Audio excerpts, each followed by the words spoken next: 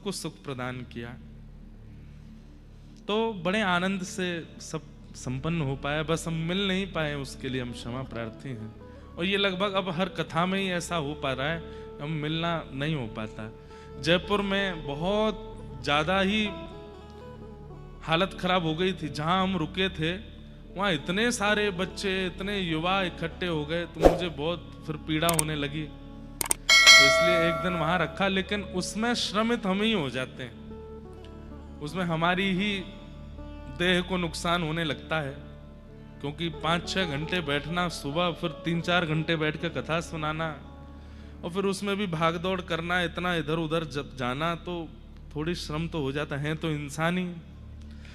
आज हम शीतल जी से कह रहे थे, मैंने कि क्या करें, कैसे सब ऐसा हो कि सब खुश भी हो जाएं, हमारा आराम भी हो जाए, कथा भी हो जाए। तो बोले महाराज जी आप कथा में कह रहे थे ना, तपस्या करके भगवान से 4 रूप मांग लो, एक से डोलते रहना, एक से मैया के पास रहना। हमारी माता जी भी बड़ी परेशान रहती हैं, घर ही नहीं आता है। इससे बढ़िया तो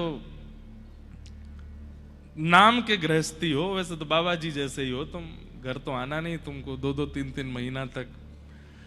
लेकिन ठीक है, मन में एक बात आती है कि अभी आराम अगर कर लेंगे तो वैसे भी 10-15 साल बाद वृद्ध हो जाएंगे, फिर कहाँ आराम, फिर तो आराम ही आराम करना है। तो जब तक वृद्धावस्था नहीं आ रही है तब तक थोड़ी भागदौड़ कर लें। आप नहीं जानते हैं, यहाँ कथा 1000 लोग सुनते हैं, पर कितने युवा परिवर्तित होते हैं, कितने युवा व्यसन छोड़ देते हैं, कितने युवा भक्ति पथ पर आ जाते हैं। कैसे कैसे बाल, आप ये निमित्त चाहे जो हो कथा का, यजमान चाहे जो बन जाए कथा में, धन चाहे जिसका खर्च हो रहा हो, पर कथा किसी 1 या 2 व्यक्ति के लिए ही आती है नगर में। और इस कथा में भी 6 दिनों में कितने युवा परिवर्तित हुए होंगे। यहां नहीं हुए होंगे तो फिर लाइव देख करके हो रहे होंगे, होते जरूर हैं। इसलिए हमारा एक दिन का भी वक्तव्य अगर किसी एक व्यक्ति के जीवन में परिवर्तन ला रहा है, हमारा उद्देश्य वही है कथा का, और कोई उद्देश्य नहीं है। दक्षिणा की बात मत करना कि महाराज जी को दक्षिणा देनी पड़ती है। पिछली कितनी कथाओं की तो हम ही पेमेंट करते डोल रहे हैं, यजमानी भाग गए अंतिम दिन। कितनी कथाओं के तो ऐसे हैं, सारा पेमेंट टेंट से लेकर के भोजन प्रसाद से लेकर सब कुछ हम ही करते आए हैं अभी तक। तो दक्षिणा की तो आप चिंता मत कीजिए, लाल जी की कृपा से हमारे जन्म ही ऐसे परिवार में हुआ कि आवश्यकता नहीं है। पूज्य पिताजी महाराज मैया की खूब कृपा है। दूसरी बात, किसी प्रतिष्ठा या यश के लिए भी मत सोचिएगा कि उसके लिए कथा है। प्रतिष्ठा यश चाहिए होती तो हम गाने पे गाने गाते रहते। ठाकुर जी की कृपा से कंठ बढ़िया मिला है, खूब हमको ऑफर आते हैं, हम खूब गाते हैं। हम अपनी बड़ाई नहीं कर रहे हैं, हमको पिक्चर से भी ऑफर आ जाते हैं कि यहाँ पे गा दीजिए, नहीं गाते। प्रतिष्ठा थोड़ी चाहिए, ऐश्वर्य थोड़ी चाहिए। और प्रतिष्ठा ऐश्वर्य धन रहता कितने दिन है। आज मान लीजिए कि आपने प्रायोरिटी धन को दी, प्रतिष्ठा को दे दी, ऐश्वर्य को दे दी, वो रहेगा कितने दिन आपके पास। लेकिन किसी व्यक्ति का जीवन परिवर्तित कर जाएंगे, उसके संपूर्ण जीवन की परिवर्तन की ठाकुर जी कम से कम शाबाशी तो देंगे कि एक व्यक्ति को संभाल के आए हो, एक व्यक्ति को सुधार के आए हो। उद्देश्य वही है हमारी कथा का।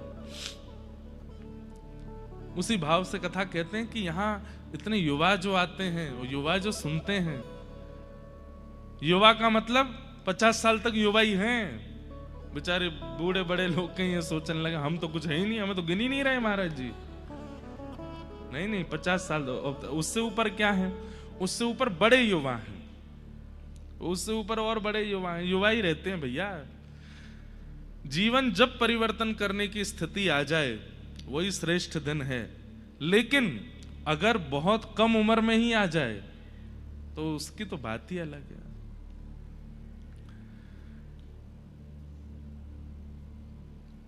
तो उस उद्देश्य से कथा में लगे हैं, उसी उद्देश्य से आप सबके बीच में आ रहे हैं, जगह जगह जाते हैं, कथाओं का भाव सुनाते हैं। तो अभी युवा अवस्था है, जितना भाग लेंगे, जितना नींदें काट लेंगे, थोड़ा बहुत आप सबके बीच में सेवा कर देंगे तो उतना अच्छा है।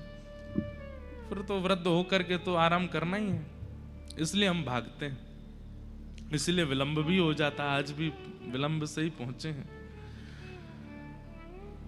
आइए अब अपने कथा क्रम में हम लोग चलें, और कल कथा का विश्राम है। कल 11 बजे से 1-1:30 बजे तक कथा होगी।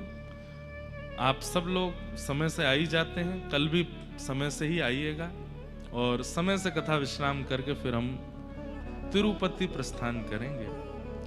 वहां वेंकटेश भगवान का दर्शन करेंगे। आपको पता है श्री तिरुपति बालाजी ये हम श्री वैष्णवों के गुरु भाई लगते हैं। भगवान रामानुजाचार्य जी के 4 संबंध हैं दक्षिण में भगवान के साथ, पिता, पुत्र, गुरु और शिष्य। श्री रामानुजाचार्य जी अपने पिता के रूप में देखते हैं कांची में श्री वरदराज भगवान को। श्री वरदराज भगवान रामानुजाचार्य जी के पिता हैं, और रामानुजाचार्य जी उनके प्रति पुत्र की भावना रखते हैं। उसके बाद रामानुजाचार्य जी विराजमान हुए तिरुचिरापल्ली।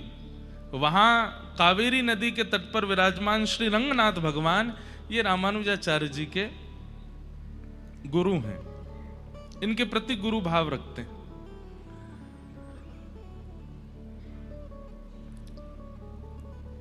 श्री तिरुपति बालाजी इनके प्रति रामानुजाचार्य जी का शिष्य भाव है।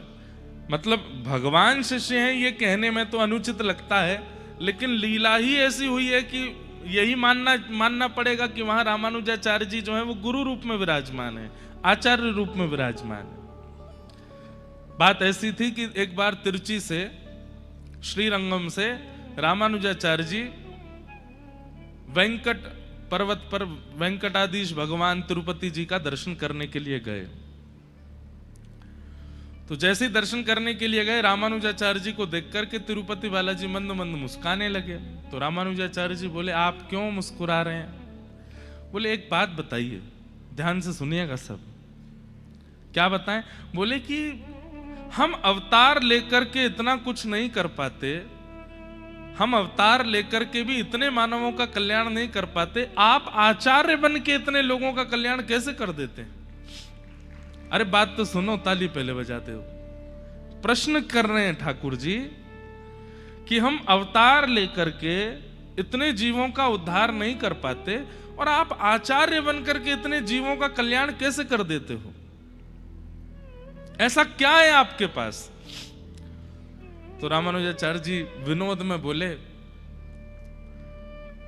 मंदिर में बैठ करके ज्ञान उपदेश नहीं सुना जाता, मंदिर से बाहर निकल के आओ पहले। अब प्रश्न किया है और संशय का समाधान आचार्य से पूछ रहे हो, तो मंदिर में बैठ के कौन संशय करता है? भाई संशय करने वाले को, जिज्ञासा करने वाले को नीचे बैठना चाहिए, बाहर आइए पहले। तो ठाकुर जी बाहर आ गए मंदिर से। बोले, अब बताइए। ठाकुर जी तो बाहर आए, लेकिन चंवर अभी भी डुरा रहे थे। आसपास लोग पंखा कर रहे थे ठाकुर जी को, कोई तुलसी अर्चना कर रहा था, कोई कमल चढ़ा रहा था। रामानुजाचार्य जी बोले, मतलब यहाँ पे चंवर डुरा रहे हैं, पंखा झल रहे हैं, पैरों में आपके चरणों में तुलसी अर्चना चल रही, ऐसे कोई ज्ञान उपदेश सुना जाता है? पहले इन सबको हटाओ यहाँ से। तो ठाकुर जी बोले, सब लोग जाओ भैया, एकांत में बैठने दो। सब चले गए। अब ठाकुर जी तो इतने लंबे हैं, तिरुपति बालाजी खूब लंबे हैं, और रामानुजाचार्य जी थोड़े न छोटे हैं उनके सामने। तो रामानुजाचार्य जी बोले, ज्ञान लेने वाले से नीचे झुका जाता है, ऐसे तन के नहीं खड़े रहते हैं कि हाँ गुरुजी बताओ, ऐसे होता है। थोड़ा नीचे झुकिए। ठाकुर जी थोड़े नीचे झुक गए। बोले, थोड़ा कान पास में लाइए। तो ठाकुर जी ने अपना कान पास में किया। इतने में रामानुजाचार्य जी ने अपना अंग वस्त्र उड़ा दिया ठाकुर जी के ऊपर, और कान में जो हमारा गुरु मंत्र है, अष्टाक्षर मंत्र, सुना दिया। और जैसे ही सुनाया, ठाकुर जी बोले, ये तो मेरा ही नाम है, मेरा ही नाम आप मुझे ही सुना रहे हो।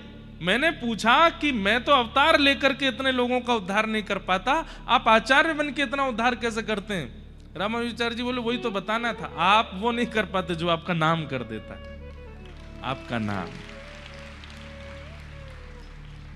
वेंकटेश भगवान के नेत्र सजल हो गए, बोले कि अब आप यहीं विराजो।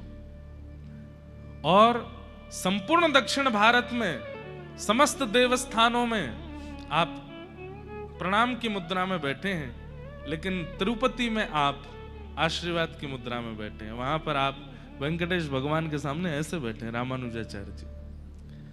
तो पिता पुत्र गुरु,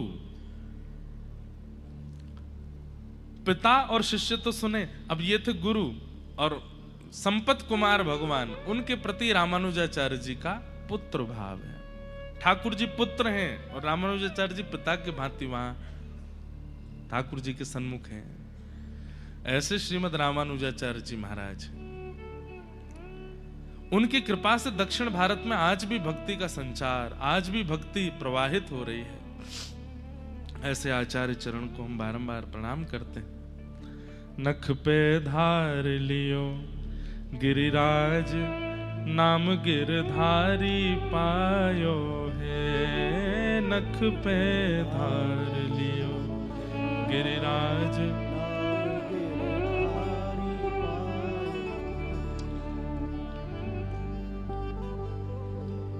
गोवर्धने धृते शैला, आसाराद् रक्षिते व्रजे। गोलोकादा व्रजत् कृष्णं, सुरभि सक्र एव च। सब ब्रजवासियों को लेकर के ठाकुर जी गोवर्धन गए और गोवर्धन में जाकर के कही भैया इनको पूजो। कल हम लोग सुन रहे थे कि ब्रजवासियों ने 56 भोग लगाए और श्री गिरिराज बाबा की खूब सुंदर आराधना की, खूब सुंदर पूजा करी। ठाकुर जी स्वयं अपने हाथन से जाकर के श्री गिरिराज जी को 56 भोग अरोगा रहे हैं, खूब आनंद कर रहे थे। ब्रजवासी उछल उछल करके नाच रहे थे। लेकिन तभी नारद जी महाराज वहां आए और 56 भोग की कुछ सामग्रियों में से लेकर के गए और इंद्र को जाकर के पवाने लगे। इंद्र ने कही भैया कहां से लाए हो इतना सब? नारद जी ने बताई, बोले आपकी पूजा बंद हो गई है। अब ब्रजमंडल में आपकी पूजा बंद हो गई है, गिरिराज जी की पूजा शुरू हो गई, तो उसी के 56 भोग हमें मिले तो हमने कि आपको भी खिलाते चलें। इंद्र को बड़ी तेज क्रोध आया, बोले ब्रजवासियों ने मेरी पूजा बंद कर दी। एक बात बहुत ध्यान से सुनिएगा, हम किसी के प्रति कोई व्यवहार करते हैं और उस व्यवहार में एक बार कोई कमी आ जाती है और सामने वाला व्यक्ति विचलित हो जाता है, इसका मतलब क्या है? वो व्यक्ति योग्य नहीं है। जैसे मान लीजिए पत्नी अपने पति की खूब सेवा करती है, जैसे पति को भोजन चाहिए वैसा भोजन, जैसे वस्त्र चाहिए वैसे वस्त्र, जैसा व्यवहार चाहिए वैसा व्यवहार रोज करती है। 6 महीना कोई कटौती नहीं हुई, लेकिन एक दिन इतनी सी गलती होने पर और पति नाराज हो जाए, इसका मतलब क्या है? 6 महीने आपकी की गई सारी आराधना व्यर्थ हो जाती है केवल एक बार की क्रिया में। तो इसका मतलब आप दोषी नहीं है, उसका स्वभाव ही खराब है, उसका स्वभाव ही उचित नहीं है। ठाकुर जी ऐसे नहीं है। भगवान का स्वरूप कैसा है? आप 6 महीना खूब प्रेम से करो, लेकिन एक दिन कोई अपराध बन जाए तो कई लोगों को डर लगता है कि जैसे किसी का कोई नियम था, एकादशी का नियम था, साल हो गया 2 साल हो गए, खूब बढ़िया एकादशी चल रही है, हर महीने करते हैं, भूलते नहीं है, लेकिन गलती से एक एकादशी निकल गई, उस पर कुछ अन्न खा लिया तो कई लोग डर जाते हैं, ठाकुर जी अब नाराज हो गए होंगे। अगर वास्तव में आप भगवान की आराधना करते हैं और एक सच्चे भक्त के भांति सच्चे भगवान की सेवा करते हैं, ठाकुर जी नाराज नहीं होते। ये तो छोटे मोटे इधर उधर के जो होते हैं ना, इनकी जब आराधना करते हो और उसमें जरा सी कमी होती है तो वो नाराज हो जाते हैं। जैसे एक जगह मैं गया, मैंने वहां के लोगों से कहा आप लोग बलि क्यों करते हो? बोले हम बलि नहीं करें तो हमारे देवता नाराज हो जाते हैं। मैंने कहा अच्छा, एक जीव को एक बार ना मारा जाए तो देव नाराज होते हैं और जीव की रक्षा करो तो? बोले वो तो अच्छी बात है ही है, पर मैंने कहा देखो ये देव का स्वरूप नहीं है। हैं वो देवतुल्य होंगे, देवता की श्रेणी में होंगे, लेकिन बात एक हमारी बहुत ध्यान से सुनिएगा। कई बार आपके द्वारा लिखे गए पत्र, आपके द्वारा किए गए कमेंट्स, आपके द्वारा किए गए मेल्स, उससे प्रधानमंत्री नाराज नहीं होता, नीचे वाले हो जाते हैं। प्रधानमंत्री आपके घर आए, आपने उचित व्यवस्था नहीं करी, वो उनको बुरा नहीं लगेगा, वो इसीलिए तो विशाल हैं, इसीलिए तो श्रेष्ठ हैं। लेकिन कोई छोटा मोटा अधिकारी आ जाए जो कभी प्रधानमंत्री के संग रहा हो, वो घर आ जाए और उसकी सेवा में चूक हो जाए, 2 मिनट में उसकी भौंच चढ़ जाती है। आपने ये नहीं किया, आपने वो नहीं किया, आपने ऐसा नहीं किया। ठीक वैसे ही अगर मूल ठाकुर जी की आप आराधना करते हैं, वो नाराज नहीं होते। उनकी सेवा में आपसे कोई अपराध बन जाए, कोई गलती हो जाए, हां एक चीज से नाराज होते हैं बस, और वो क्या है? किसी भगवत भक्त का अपराध,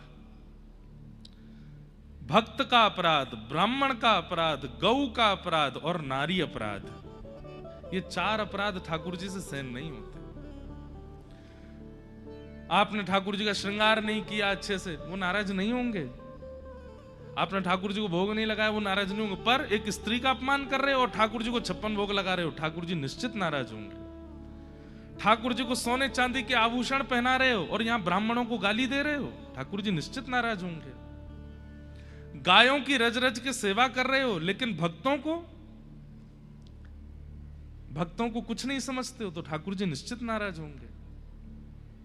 इसलिए ये 4 बातों का ध्यान रखिए। एक तो कभी गौ सेवा में आपके प्रति अपराध ना बने, विप्र सेवा में अपराध ना बने, भक्त सेवा में अपराध ना बने, और स्त्री के मान सम्मान में आपसे अपराध ना बने, तो ठाकुर जी आपसे नाराज नहीं है। कई लोग कहेंगे महाराज जी स्त्री पुरुष का अपराध करे, वो स्त्री पुरुष का अपमान करे, उसमें नाराज नहीं होते ठाकुर जी।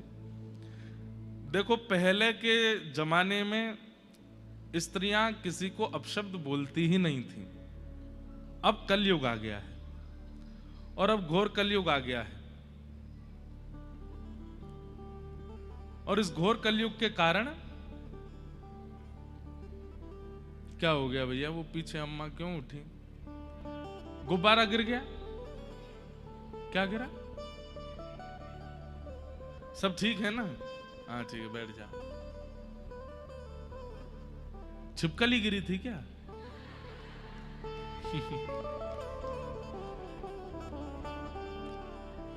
बोलो वृंदावन बिहारी लाल। हम क्या बात कह रहे थे? प्राचीन भारत में माताएं अपशब्द बोलती ही नहीं थी, माताएं कभी बुरा बोलती ही नहीं थी, माताएं कभी मारती पीटती नहीं थी, माताएं काट के बक्सा में नहीं धर देती थी। अब तो आए दिन सुनने में आ जाता है, हर 2-3-4 महीना में कुछ हो गया, वैसे ही ध्यान नहीं कर रहे और डर लगे आ जाता है, क्या करें। लेकिन एक बात सुनिएगा, रेशियो देखो। अगर रेशियो देखने पर आओगे तो भाई लोग तो हर दिन कोई ना कोई कुछ ना कुछ करता ही रहता है। माताओं के आते हैं 2 महीना 6 महीना में कोई एक बात, क्योंकि अभी भी स्वभाव इतना नहीं बिगड़ा है, अभी भी सहज भाषी, मृदु भाषी, प्रिय बोलना, ख्याल रखना, ये मां का स्वभाव होता ही है। इसलिए उनके लिए कहा गया है कि भाई उनका अगर सम्मान में कोई, यत्र नार्यस्तु पूज्यन्ते रमन्ते तत्र देवता, अगर नारी का सम्मान नहीं करते हो तो ठाकुर जी नाराज होते हैं। और वो व्यक्ति चाहे कितनी सेवा करता हो ठाकुर जी की, लेकिन स्त्री अपराध यदि उसके द्वारा होता है, ठाकुर जी राजी नहीं होते। ऐसे ही ठीक उतना ही विप्र अपराध यदि वो करता है, कई लोगों को हमने देखा है, बड़े बड़े सेठ साहूकार होते हैं, अपने घर पर ब्राह्मण देवता को बुलाते हैं पूजा आदि कराने के लिए, लेकिन ठीक है पूजा करवाते हैं पर वैसा सम्मान नहीं करते ब्राह्मण का। आप कहेंगे ब्राह्मण ही अधिकारी क्यों है सम्मान का? भैया आपके जन्म से लेकर के अंतिम संस्कार तक आप स्वयं अपना कुछ नहीं कर सकते, सब ब्राह्मण को ही कराना पड़ता है।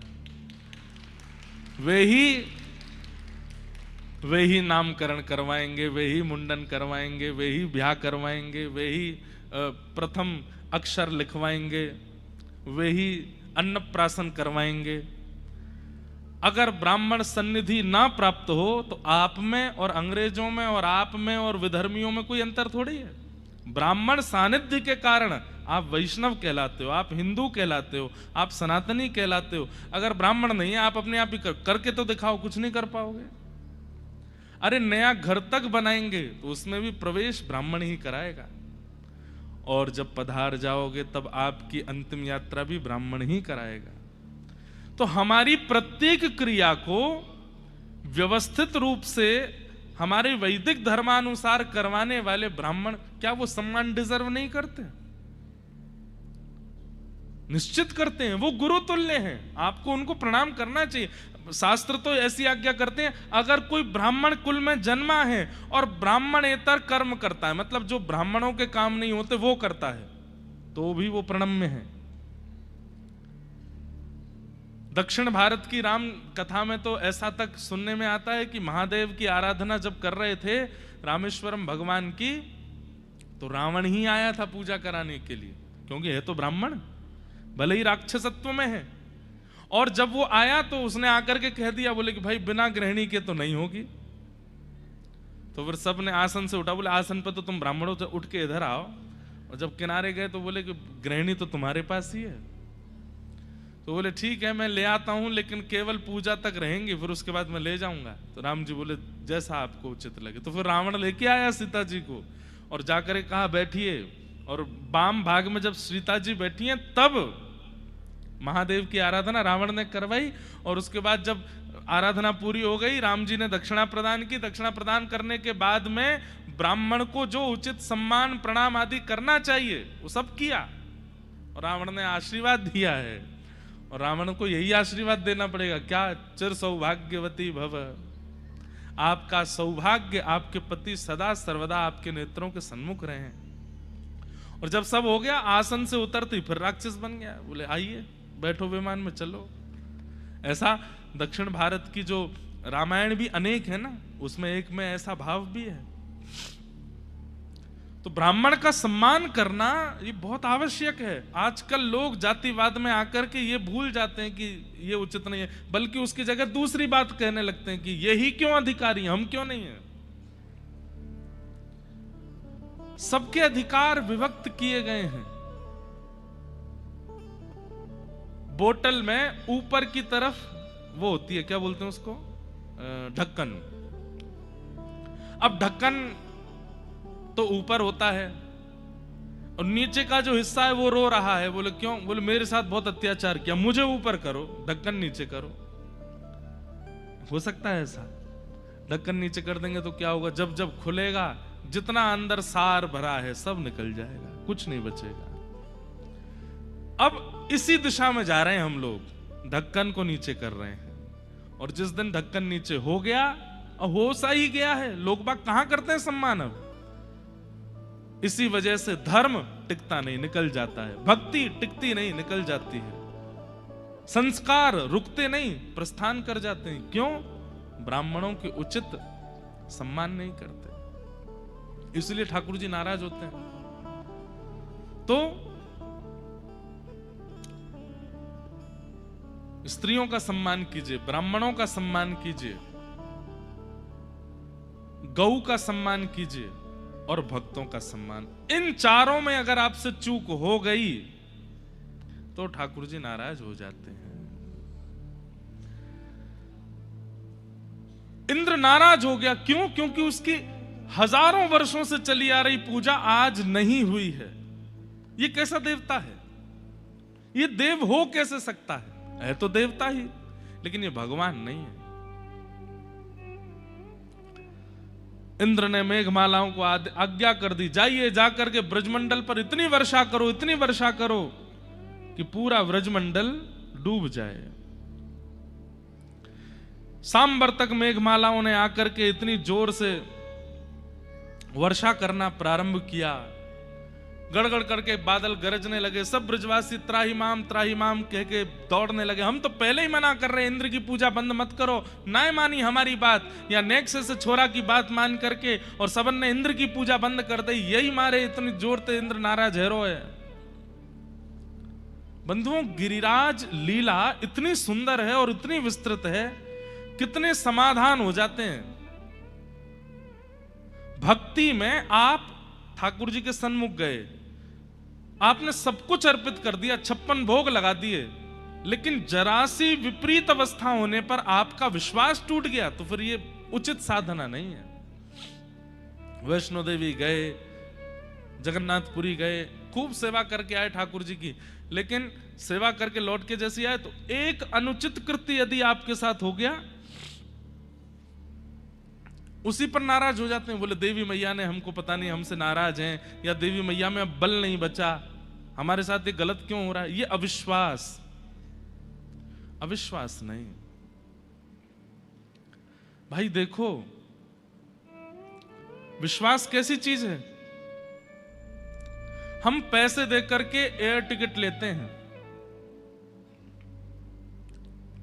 पायलट का नाम भले ही अनाउंस कर दिया जाता पर उसका रूप तो जानते नहीं, उसके बारे में बैकग्राउंड तो हमें पता नहीं।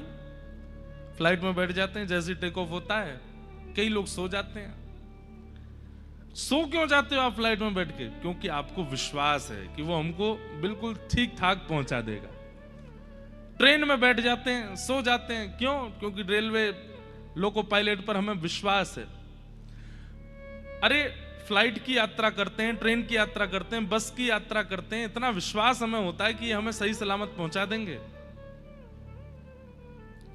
लोग बाग सलून पर जाते हैं, वहां तो आपके बाल काटने वाला, दाढ़ी बनाने वाला, वो तो साक्षात मृत्यु हाथ में लेकर के खड़ा रहता है, उसको हम 100 रुपए देते हैं और वो जैसे कहता मुंडी घुमाओ, ऐसा करो, सब जगह कर लेते हैं। अरे वो यहां तक घूम जाता है, उस पर भी हमें भरोसा होता है, लेकिन सर्वांगीण रूप से हमें सर्वस्व प्रदान करने वाले ठाकुर जी पर इतना भरोसा नहीं हो पाता। हम विश्वास एक सलून वाले पर कर सकते हैं, पायलट पर कर सकते हैं, लोको पायलट पर कर सकते हैं, ड्राइवर पर कर सकते हैं, लेकिन पूरे विश्व का संचार करने वाले उस ईश्वर पर विश्वास नहीं हो पाता। उन पर विश्वास में क्यों कमी रह जाती है? भक्ति में सबसे श्रेष्ठ प्रस्तुत करने वाली वस्तु यदि कोई है तो वो विश्वास है। आप चाहे जो दे दीजिए, लेकिन विश्वास कमी है, विश्वास खटा है, उसका कोई फायदा नहीं।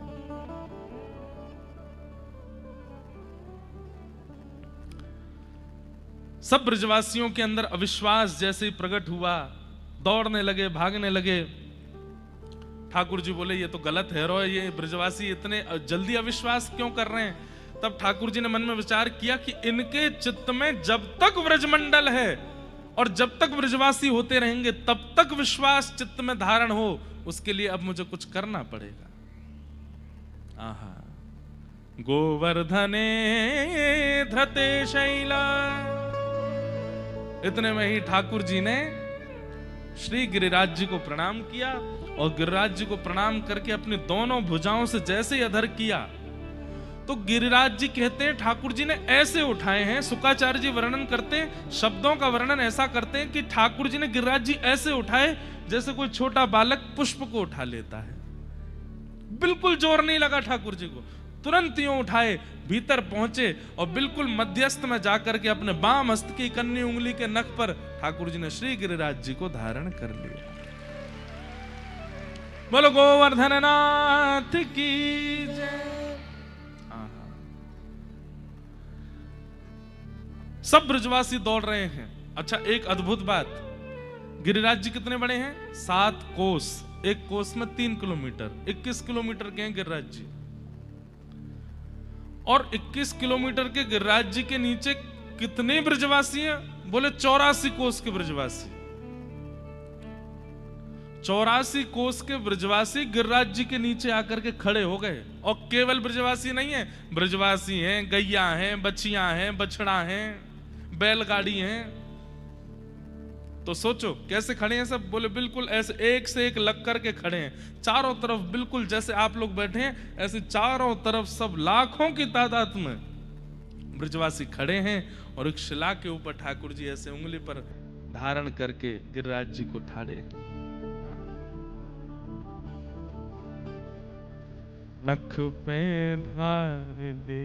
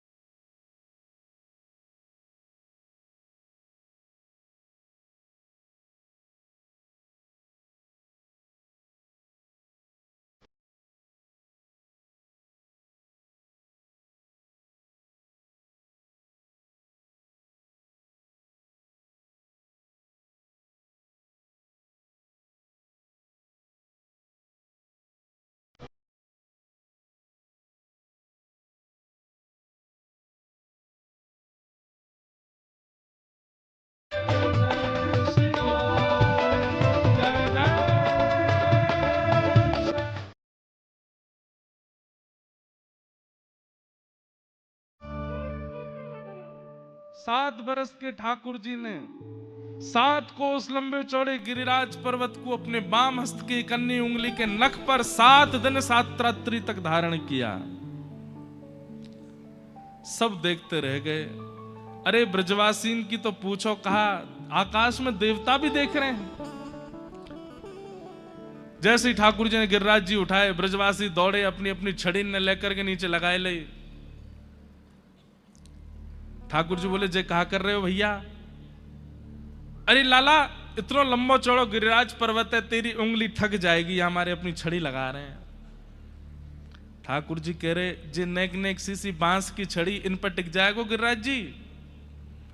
इतने मधुमंगल बोला, हम बे, हमारी छड़ी तो फिर भी मजबूत है, तेरी नेक सी उंगली पर टिक जाएगा जी? ठाकुर जी बोले, वास्तव में तो मैं नहीं उठाए रखे गिरिराज जी, तुम लोग काय को छड़ी लगा रहे हो, नीचे कर लो। लाला ऐसी बात है? बोले हम बे। तो बोले एक काम कर, तू उंगली हटा, पता चल जाएगी कौन पर टिक रहो गिरिराज। हम बे, अपने आप पे तो जय जय समझे, जब देखो यूं उंगली लगा खड़ो जैसे यही की उंगली पर टिक रहे हो। ठाकुर जी बोले, हम बे जे मेरी उंगली पे टिक रहे हैं। तू लाला नीचे कर ले उंगली, ज्यादा इतरावे मत है, यूं ऐसे खड़ो है को जैसे भगवान है, नीचे कर ले, हम संभाल लेंगे। ठाकुर जी बोले, देख ले भैया संभाल लियो? बोले हाँ संभाल लेंगे। ठाकुर जी बोले, नंद बाबा यशोदा मैया कहाँ है? बोले हम यहाँ। तुम सबरे बाहर को चले जाओ, क्योंकि जिगरवे बाहर हो, कम से कम मैया बाबा तो बचे। ब्रजवासी सब बोले, बोले लाला देख तू इतरावे मत, तू अपनी उंगली हटा ले, हमने अपनी छड़ी लगा रखी है, और एक आध छड़ी नहीं है, लाखों ब्रजवासी अपनी अपनी मोटी मोटी छड़ी न लेके खड़े हैं। बंधु, पुराने जो उस समय के लोग थे, उनकी धरोहर क्या थी? माताओं की धरोहर मटके, चूल्हा, बनाने वाली सामग्री के पात्र। और भाई लोगों की धरोहर क्या है? कंठ में पहनने वाले कंठा, हाथन के कड़ूला, पाम के कड़ूला और छड़ी। इसके बिना तो निकलते ही नहीं, तो छड़ी तो सबके पास है, सब ने लगा रखी है। ठाकुर जी बोले, तो संभालो भैया, मैं हटाऊं अपनी उंगली। जैसे ही ठाकुर जी नेक उंगली नीचे करी है, इतने तो चट चट चट चट इधरते सबन की छड़ी टूटन लगी, गड़गड़ करके गिरिराज जी नीचे आने लगे। ब्रजवासी बोले, लाला संभाल संभाल संभाल संभाल, बचाइयो। ठाकुर जी ने फिरते उंगली लगाई ली, बोले हटा के दिखाऊं? सब ब्रजवासी बोले, लाला हमारी ऐसी मोटी मोटी छड़ी टूट गई, जो सांची में तेरी उंगली पे टिक रहे हैं गिरिराज जी। अब तो सब टकटकी लगा के ठाकुर जी की उंगली देख रहे हैं। ठाकुर जी बोले, हम बे, हम नहीं उठा रखे। लाला तेने कैसे उठाए लिए इतने बड़े गिरिराज जी? ठाकुर जी बोले, हम जय जय हैं, या हमारे उठाए लिए। बचपन ते कह तो आया हूं, मैया ते कही, गोपीन ते कही, बाबा ते कही, ग्वालान ते कही, तुम सबन ते कही मैंने कि मैं जय जय हूं, कोई न मानी मेरी बात। ब्रजवासी सब बोले तेने ऐसो कहा कियो जो तू जय जय, ऐसो कियो कहा तेने, लाला तू आज बताए दे। बोले सब तुम्हारे सामने कर रहा हूं फिर ना मानो। बोले कहा क्यों बता। मैंने पूतना मारी, मैंने अघासुर मारो, बकासुर मारो, धेनुकासुर मारो, अरिष्टासुर मारो, तृणावर्त मारो, सक्टासुर मारो, कालिया नाग भगा दियो जमुना जीते, और आज गिरिराज जी उठा लिए। कोई सामान्य बालक कर सके ऐसो? जय जय तो कर सके। अब तो मान लो। ए चल मधुमंगल सीता प्रणाम कर, जय जय हम। सब बोले लाला बस बस बस है गई, और कछु गिनवानो। तो फिर तुम ही बताओ जे सबरे कैसे मर गए। बोले लाला देख, हमारे ब्रज में ऐसे कोई ना आ सके, बहुत तप करना पड़े तब जाके ब्रज में प्रवेश मिले, और कोई बिना तपस्या के अगर ब्रज में आ जावे तो व्रज में तप ना होवे के कारण वो व्यक्ति अपने निर्तप हैवे के कारण अपने आप ही मर जाए। अब जबरदस्ती की बात कर रहे हैं ब्रजवासी। क्या कह रहे हैं? बोले हमारे ब्रज में आवे के काजे बहुत तप करना पड़े, और ये पूतना अघासुर बकासुर आदि इनने कोई न तप ना कियो, बिना तप के ब्रज में घुसेंगे तो जो बच्चे कुछ पुण्य वो छीण है जाएंगे, तो फिर मरना ही पड़ेगा। अब गलती जे है गई, वो जब मर रहे वह समय तू सामने खड़ो और मरे मरायन में हाथ धर के तेने कह दी मैंने मारे हैं। ठाकुर जी बोले अभी उंगली व्यस्त है, नहीं तो वास्तव में तुम सबन के हाथ जोड़ के दंडवत करूं मैं। कैसो तर्क निकाल के लाए हो। लेकिन ठाकुर जी ये बात सुनकर के उनके नेत्र सजल हो गए। ठाकुर जी बोले कितनों प्रेम करें ये ब्रजवासी, इनके सामने में। अभी आगे कथा आती है कि एक बार क्या हुआ कि श्री नंद बाबा असमय में नदी स्नान करने चले गए, तो असमय में नदी स्नान करने से देवता नाराज हो जाते हैं। तो असमय में नदी स्नान करने चले गए तो गंधर्व जन इनको पकड़ करके ले गए, और नंद बाबा ने डुबकी लगाई, निकल के बाहर ही नहीं आए। घंटों है गए, सब ब्रजवासी ढूंढने लगे नंद बाबा कहाँ गए कहाँ गए कहाँ गए। तब ठाकुर जी आए, ठाकुर जी ने एक गोता लगाया भीतर, और जैसे ही गए तो पता चल गई ठाकुर जी को कि देवगण ले गए उनको, असमय में स्नान कर रहे थे। तो जैसे ही ठाकुर जी पहुंचे देवलोक, सब देवता नतमस्तक हो गए, जय हो ठाकुर जी। बोले मेरे पिताजी को कौन लेके आया? और गलती हो गई भगवान, लाओ इधर लाओ। नंद बाबा आए, नंद बाबा की उंगली पकड़ के ठाकुर जी उनको वापस ब्रज लेकर के आए। तो जैसे ही नंद बाबा वापस आए तो बाकी सब तो थोड़ा थोड़ा उनको भूल गया था क्या हुआ था क्या नहीं, पर बोले मुझे इतना याद है कि जैसे ही लाला वहां आयो, बड़े बड़े देवता, ऐसे लंबे चौड़े देवता, उनके 4-4 हाथ थे, ऐसे मुकुट पहन रखे सबन ने, और जैसे ही लाला आयो सबरे याकू प्रणाम करने लगे। मैंने अपनी आंखन ते देखो। तो ये बात सुन करके छोटे छोटे ब्रजवासी बालक सब लाला के पीछे पड़ गए। लाला तू सांची जय जय। नंद बाबा बता रहे सबरे देवता तो प्रणाम कर रहे। ठाकुर जी बोले हम बे चल हाथ दबा मेरो, तू पाम दबा चल। सब सेवा कराने लगे। सब ब्रजवासी बोले लाला तू सांची जय जय, आज तो हमें भरोसा है। ये बाद की लीला है, गिरिराज पूजा के बाद। आज तो हमें भरोसा है गो लाला, तेने राक्षसों मारे, तेने कालिया नागो भगा दियो, तेने गिरिराज उठा लिए। ठाकुर जी बड़ी देर में विश्वास भयो, लेकिन कोई बात ना, चलो अब मैं रोज पूजा करियो है ना। बोले हाँ लाला। अब एक काम कर दे। बोले कहा तू हमारो सखा है ना? बोले हाँ। एक बार हमें दिखा तो ला ये स्वर्ग है कैसो, या वैकुंठ को एक दर्शन करा ला हमें। सो ठाकुर जी उठ के बैठ गए, वैकुंठ देखोगे? बोले हम बे लाला एक बार दिखा ला। ठाकुर जी चलो दिखा के लाऊं। इतने में ठाकुर जी ने गरुण जी बुलाए। गरुण जी आए उड़ते भय आकाश थे। ठाकुर जी ने सब सखानते के बैठ जाओ जाके ऊपर। सब बैठ गए, ठाकुर जी भी बैठ गए, और जैसे ही वैकुंठ पहुंचे हैं, आहा स्वर्ण के अद्भुत अद्भुत मणियों से मणित दरवाजे अपने आप खुलने लगे। गरुण जी जाकर के जैसे विराजमान हुए, अपने आप स्वर्ण की सीढ़ियां आ गई, उनसे उतर रहे हैं सबरे नीचे।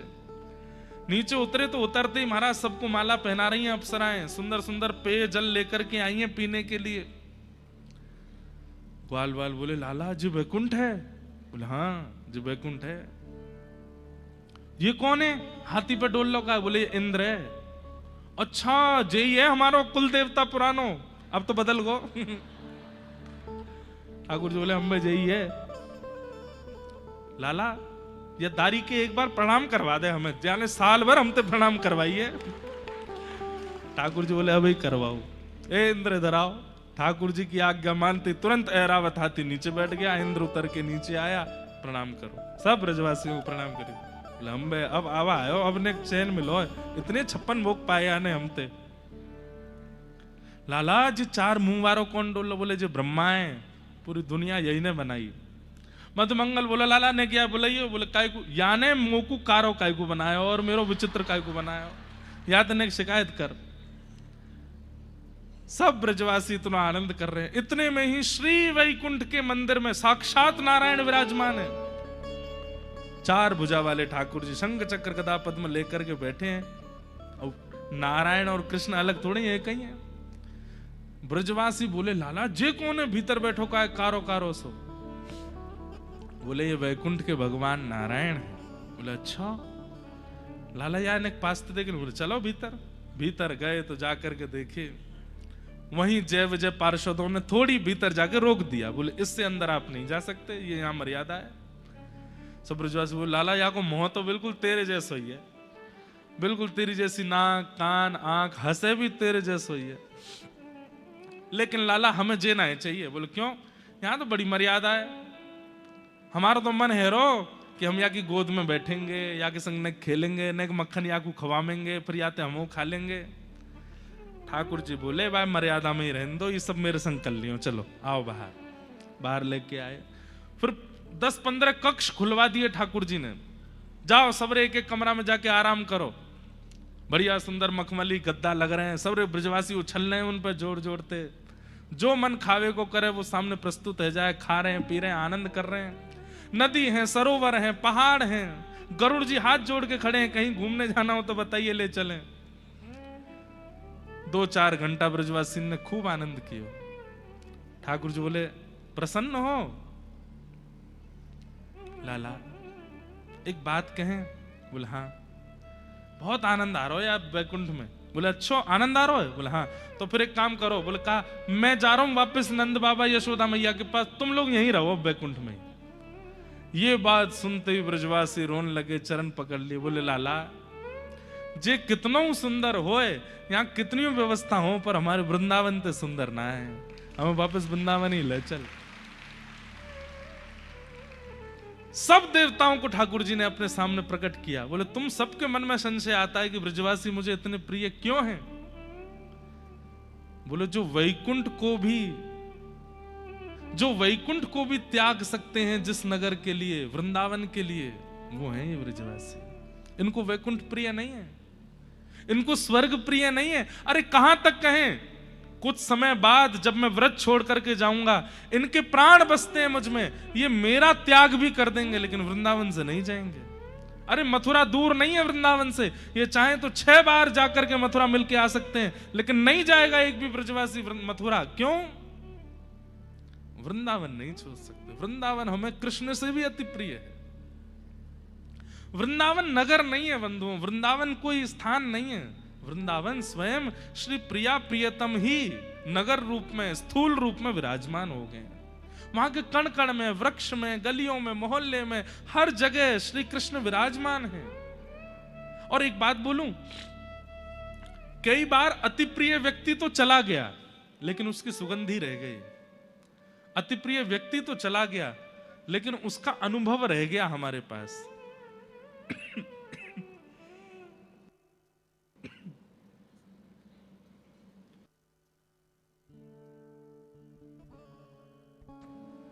कई बार ऐसा होता है, दादी दादा चले गए, नाना नानी चले गए, घर का कोई सदस्य चला गया, अरे चलो स्वर्ग जाने की क्यों कहें, कोई मेहमान आकर के घर में 10-15 दिन रह के चला गया, 10-15 दिन बाद वो व्यक्ति स्वरूप से नहीं है, लेकिन उसकी आवाज, उसकी उपस्थिति, उसकी सुगंधी, उसका सब बोलना, उसका ऑरा वहीं रह जाता है। पर 2-3 दिन बाद फिर गायब होने लगता है। लेकिन वृंदावन आज तक श्री कृष्ण से अभिसिंचित है। आज भी श्री कृष्ण वहां की गलियों में, आज भी वहां के कण कण में, आज भी वहां के जनमानस के चित्त में श्री ठाकुर जी विराज रहे हैं। ये ब्रजवासी ब्रज नहीं छोड़ेंगे। गोपियां कहती हैं जयते तेधिकम जन्मना व्रज श्रयतंदिरा सस्वदत्र।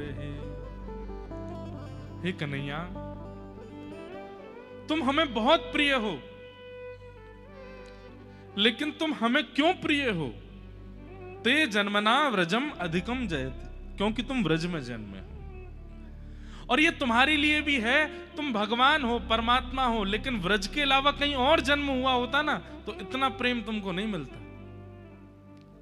भैया सच्ची हृदय पर रख करके बात बताना। श्री कृष्ण वृंदावन वाले हैं, इसीलिए अति प्रिय हैं। अगर श्री कृष्ण भाग्यनगर वाले होते इतने बढ़िया नहीं लग रहे होते। श्री कृष्ण बंबई वाले होते इतने अच्छे नहीं लग रहे होते। श्री कृष्ण कलकत्ता वाले होते कैसे होते? पान खा के दोनों तरफ रसगुल्ला की मटकी लेकर के घूम रहे हैं।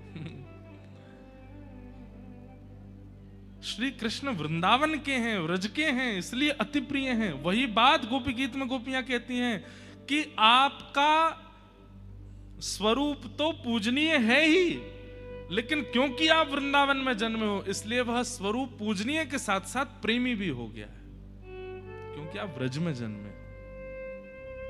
ते जन्मना व्रजम अधिकम जयति। तो ब्रजवासियों को व्रज बहुत प्रिय है।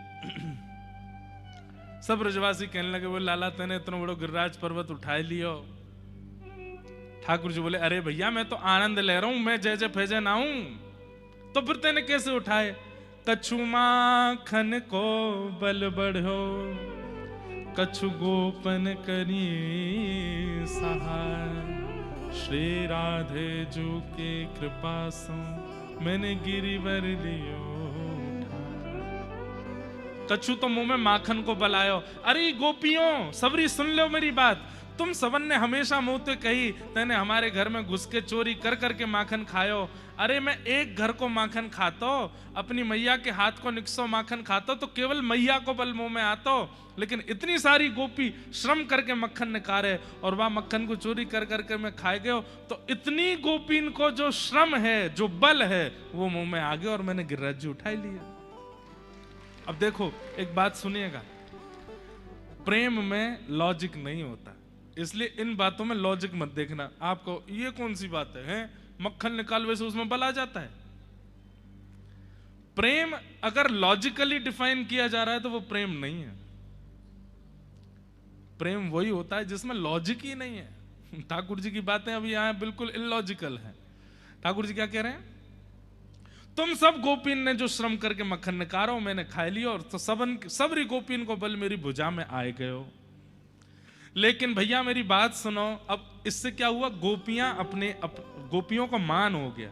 ठाकुर जी क्या करते हैं? सबको स्पेशल फील कराते हैं, सबको ऐसा फील करवाते हैं कि वो सबसे ज्यादा स्पेशल है। गोपियों को लगने लगी अरे हमारे हाथ को निक्सो माखन खाए के लाला में बल आयो।